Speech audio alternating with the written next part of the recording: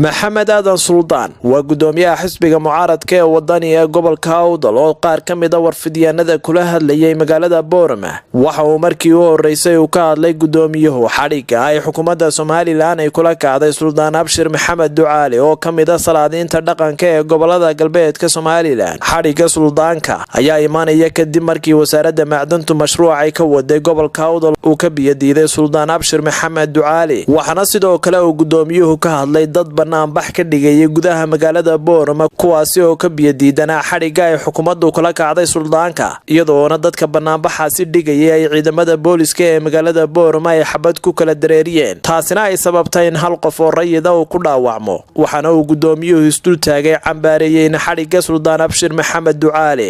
waxa nasiib darra oo maanta xukuumadda jirta caadaysatay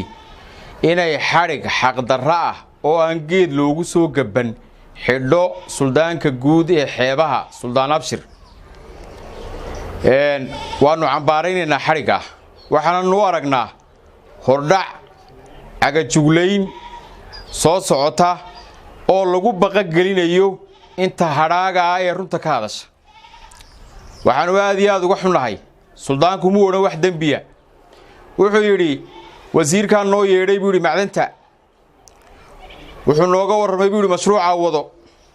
wuxuu noo sheegay buu Suldaanku inuu xoogaa sunihi dhibiya jirto suntana ka hortagayga ay hayno Suldaanku halka uu ka biyadiiday halka haddii uu qofka bini'aadankii xadhig ku mutaysanayo deegaankayga meesha sun lama geyn karo oo xadhig ku mutaysanayo iyadoo aynu joogno 2020kii gobolka Awdal waa nasiib darro waxa horeyaduna nasiib darro u ahayd oo dadkan dhibaatooyinka haystay kow ka soo ahayd horey baa u xidhnay dekadii Lughaya oo loo rafacay waxa horey u xidhnaa madax taabashadii loo yacada socotay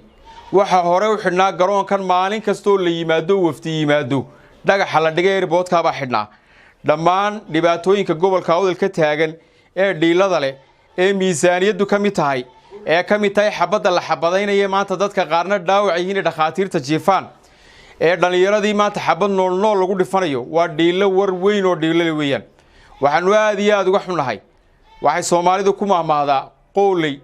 qoor qabasho kuma biyacabto waxaanu leenahay Suldaanka xurriyadiisa loo soo celiyo farta laga saaro apology-na laga bixiyo xadhiga Suldaanka apology-na laga bixiyo leenahay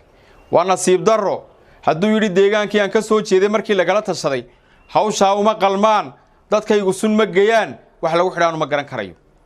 maxay isku qarinayaan kuwa reer Awdala ee mashruucan hor socda ee kaga naban dhinacu maxay isku qarinayaan maxaa wasaaradda macdantu ay u faahfaahin laadaay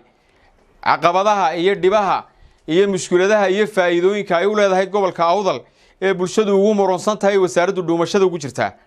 maxay dhuumashada ugu jiraan kuwa wasaaradda dabada ka soo riixaya ay laayibkaas qarinayaguna ee aan bulshada soo hordhigeen warcad oo qanciya waa nasiib darrooyin meesha ku aadan may gaadhin Soomaaliland xilligii resource-ka la qaybsanayay waxaanu sheegayaa xukuumadda maanta joogta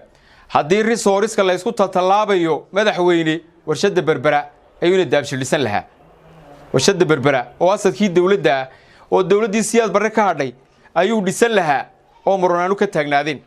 waxa naga la noogu keenay ma garan karayna markaa shirkadaha aan garanay haddii aana sharcigu qeexayn shirkadda faa'iidada ugu jirta gobolka Awdal danta ugu jirta iyo khasaaraha ugu jira aanan kala ogeyn ma ogolin waxaanu la qabnaa Suldaan Abshir baanu la qabnaa Ahmed Muuse Xasan Ahmed buri wararka telefishinka sahan magaalada Boorama.